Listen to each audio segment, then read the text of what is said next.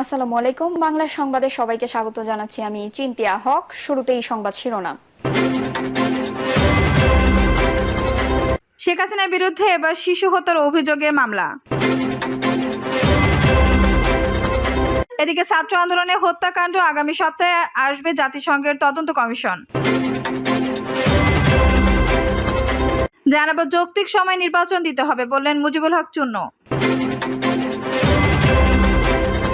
এবং সর্বশেষ জানাবো ওয়াশিংটন পোস্টের প্রতিবেদন, হাসিনা না থাকলে বাংলাদেশ হবে আফগানিস্তান, পশ্চিমাদের জানায় ভারত। দর্শক শুনছিলেন সংবাদ শিরোনাম, এখন বিস্তারিত। শেখ হাসিনার বিরুদ্ধে এবার শিশু হত্যার অভিযোগে মামলা।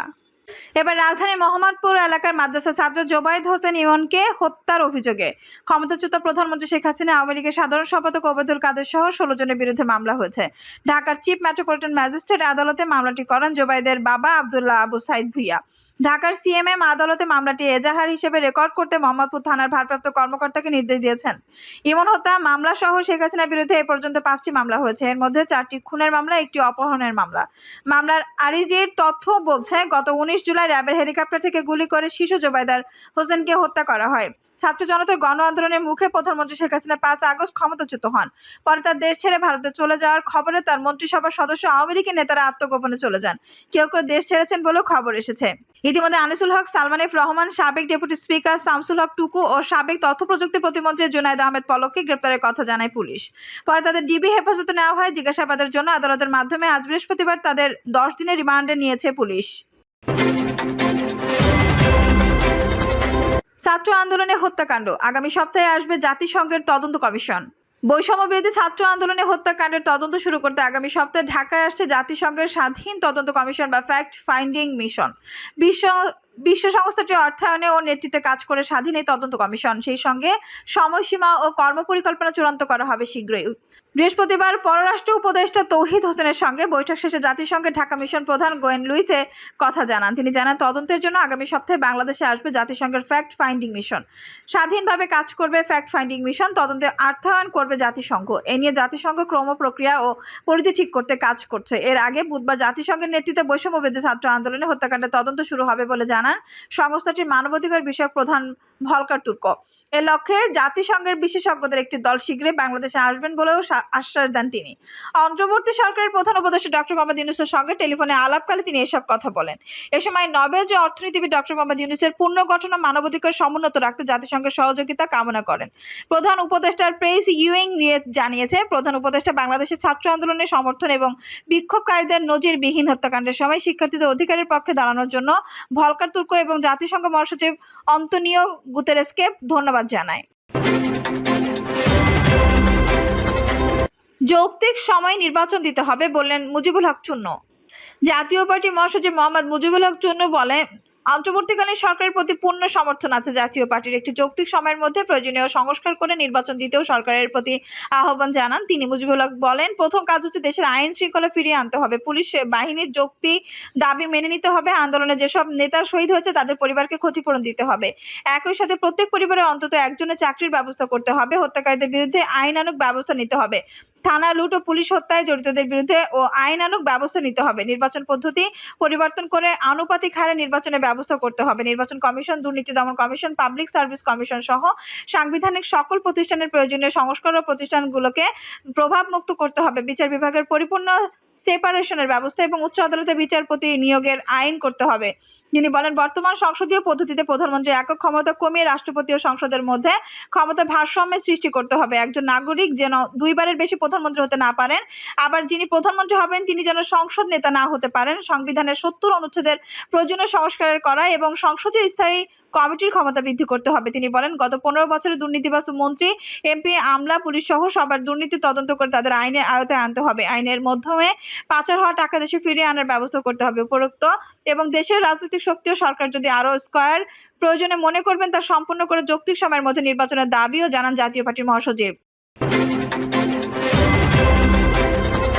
ওয়াশিংটন পোস্টের প্রতিবেদন, হাসিনা না থাকলে বাংলাদেশ হবে আফগানিস্তান, পশ্চিমাদের জানায় ভারত। শিক্ষার্থীদের আন্দোলনের মুখে গত সপ্তাহে ক্ষমতাচ্যুত হওয়ার 1 বছর আগে বাংলাদেশের তৎকালীন প্রধানমন্ত্রী শেখ হাসিনার উপর চাপ প্রয়োগ বন্ধ করতে মার্কিন যুক্তরাষ্ট্রের কর্মকর্তাদের কাছে লবিং শুরু করেছিলেন ভারতীয় কর্মকর্তারা। বাংলাদেশি প্রধানমন্ত্রী ক্ষমতাচ্যুত হওয়ার আগে যুক্তরাষ্ট্রকে বাংলাদেশ ইস্যুতে শিথিলতা অবলম্বনের জন্য চাপ প্রয়োগ করেছিল ভারত। বৃহস্পতিবার মার্কিন ও ভারতীয় কর্মকর্তাদের বরাত দিয়ে যুক্তরাষ্ট্রের প্রভাবশালী এবং সংবাদ মাধ্যমে ওয়াশিংটন পোস্টের এক প্রতিবেদনে এই তথ্য জানানো হয়েছে। এতে বলা হয়েছে, গত জানুয়ারিতে বাংলাদেশে নির্বাচনের আগে বিরোধী দলীয় হাজার হাজার নেতাকর্মী ও সমালোচককে কারাগারে পাঠানোর ঘটনায় প্রকাশ্যে শেখ হাসিনার সমালোচনা করেছিলেন মার্কিন কূটনীতিকরা। বিচার বহির্ভূত অপহরণ ও হত্যাকাণ্ডের ঘটনায় শেখ হাসিনার নেতৃত্বাধীন প্রশাসনের পুলিশের একটি ইউনিটের বিরুদ্ধে নিষেধাজ্ঞা আরোপ করেছিলেন বাইডেন প্রশাসন। একই সঙ্গে গণতন্ত্র ক্ষুণ্ণকারী কিংবা মানবাধিকার লঙ্ঘন করেছেন এবং এমন বাংলাদেশিদের উপর ভিসা নিষেধাজ্ঞার আরোপের হুমকি দেয় ওয়াশিংটন। এরপর যুক্তরাষ্ট্রের কর্মকর্তাদের সাথে সিরিজ বৈঠক করে বাংলাদেশ ইস্যুতে মার্কিন যুক্তরাষ্ট্রের গণতন্ত্রপন্থী বিবৃতি কমিয়ে দেওয়ার দাবি জানান ভারতীয় কর্মকর্তারা। ভারতীয় কর্মকর্তারা যুক্তি দিয়ে বলেছিলেন, যদি উন্মুক্ত নির্বাচনের মাধ্যমে বিরোধীদের ক্ষমতা লাভের সুযোগ করে দেওয়া হয়, তাহলে ভারতের জাতীয় নিরাপত্তার জন্য হুমকি স্বরূপ ইসলামপন্থী গোষ্ঠীগুলোর প্রজনন ক্ষেত্র হয়ে উঠবে বাংলাদেশ। নাম প্রকাশ না করার শর্তে ভারত সরকারের একজন উপদেষ্টা ওয়াশিংটন পোস্টকে বলেন, আপনি এটাকে গণতন্ত্রের স্তরের সাথে তুলনা করতে পারেন, কিন্তু এটা আমাদের জন্য অনেক বেশি গুরুতর সমস্যা যা অস্তিত্বের সাথে সংশ্লিষ্ট। তিনি বলেন, আমেরিকানদের সাথে আমাদের অসংখ্যবার কথোপকথন হয়েছিল, যেখানে আমরা বলেছিলাম এটা আমাদের একটি প্রধান উদ্বেগের বিষয়। আমাদের মাঝে যদি কিছু কৌশলগত ঐক্যমত না থাকে, তাহলে আপনি আমাদের কৌশলগত অংশীদার হিসেবে নিতে পারবেন না।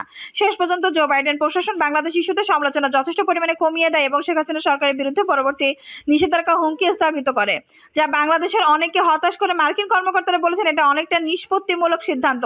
ভারতীয় চাপের সাথে যার খুব একটা সম্পর্ক নেই, মার্কিন ও ভারতীয় কর্মকর্তাদের দ্বিপাক্ষিক আলোচনা অনেক বিষয় আগে প্রকাশ করা হয়নি।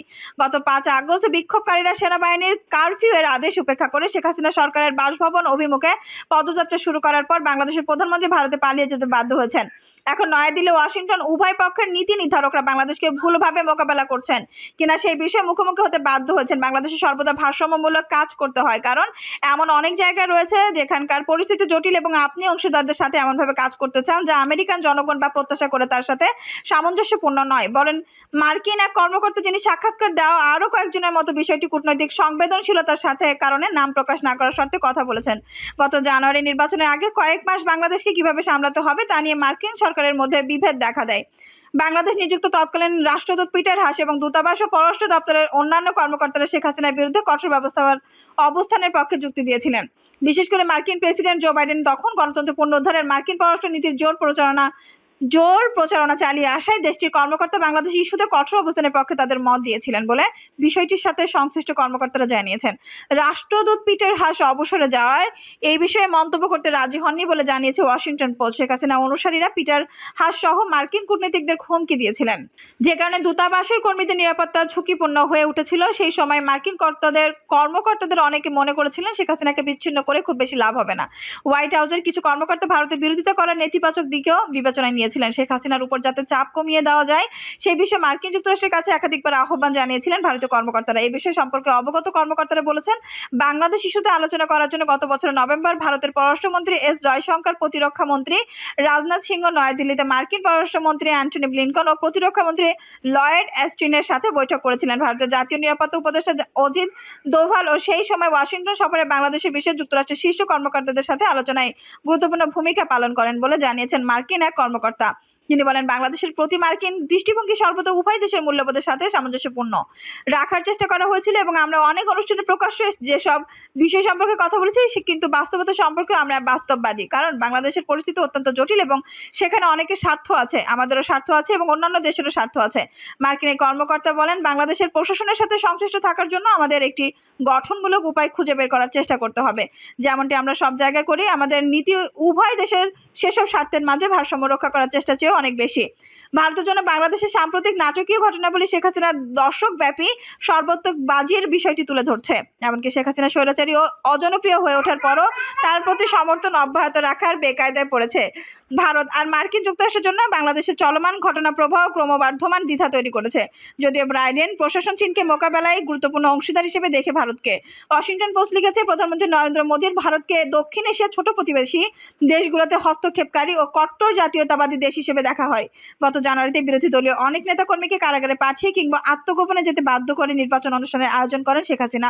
একতরফা নির্বাচনে শেখ হাসিনার দল জয়লাভের দাবি করে। ভারতীয় কর্মকর্তারা নির্বাচনের ফলাফল সমর্থন জানান। এর ফলে বাংলাদেশ ভারতীয় পণ্য বর্জনের বিরোধীদের ডাক বাংলাদেশে ভারতীয় পণ্য বর্জনে বিরোধীদের ডাক ব্যাপক জনসমর্থন পায়। গত বছর ভারত মহাসাগরের ছোট্ট দেশ মালদ্বীপে নির্বাচনের সময় ভারত হটাও প্রচারণা চালিয়ে প্রেসিডেন্ট হিসেবে ক্ষমতায় আসেন মোহাম্মদ ইউসুফ। আর বিরোধীরা ভারতীয় ভূখণ্ডকে শ্রীলঙ্কার কাছে সস্তায় দিয়েছেন বলে নরেন্দ্র মোদী দাবি করার পর শ্রীলঙ্কা চলতি বছর ভারতীয় বিরোধী মনোভাব ব্যাপক মাত্রায় ছড়িয়ে পড়ে। ঢাকায় যুক্তরাষ্ট্রের ডেপুটি চিফ অব মিশন হিসেবে দায়িত্ব পালন করেছিলেন ড্যানিয়েল ওজিভ। সাবেক এই মার্কিন কূটনীতিক বলেন, মার্কিন যুক্তরাষ্ট্র ভারতের সাথে সম্পর্ক গড়ে তুলেছে এবং এই অঞ্চলে মার্কিন চাওয়া পাওয়া লাগাম টানার প্রবণতায় রয়েছে। আর এটি সম্ভবত বাংলাদেশের চেয়ে অন্য কোথাও এত বেশি স্পষ্ট ছিল না। কিন্তু সেখানে ইরানের 1979 সালের মতো ঝুঁকিও ছিল। আপনাকে যদি স্বৈর শাসকের সাথে যোগসাজশ করতে দেখা যায় তাহলে স্বৈর শাসকের পতনের পর আপনি আর সেখানে সুবিধা করতে পারবেন না। ইসলামী বিপ্লবের সময় ইরানের স্বৈরাচারী শাসক শাহকে ক্ষমতাচ্যুত করার আগে আন্দোলনকারীদের প্রতি মার্কিন যুক্তরাষ্ট্র দৃঢ়ভাবে সমর্থন জানিয়েছিল। ড্যানিয়েল ওভিস বলেন, এখন নয়াদিল্লি এবং ওয়াশিংটনকে কিছুটা নমনীয়তা দেখাতে হবে। তাদের স্বীকার করতে হবে যে তারা বাংলাদেশের জনগণ ও তাদের গণতান্ত্রিক আকাঙ্ক্ষার পাশে না থেকে ভুল করেছে। তবে ভারতীয় লবিংয়ে প্রভাবিত হওয়া তীব্র বিরোধিতা করেছেন মার্কিন কর্মকর্তারা। দর্শক, এই ছিল এখনকার সর্বশেষ সংবাদ। নিউজটি ভালো লাগলে অবশ্যই একটা লাইক দিন, কমেন্টে আপনার মূল্যবান মতামত জানান। সবসময় আমাদের পাশে থাকতে সাবস্ক্রাইব করে বেল বাটনটি অন করে রাখুন। ধন্যবাদ।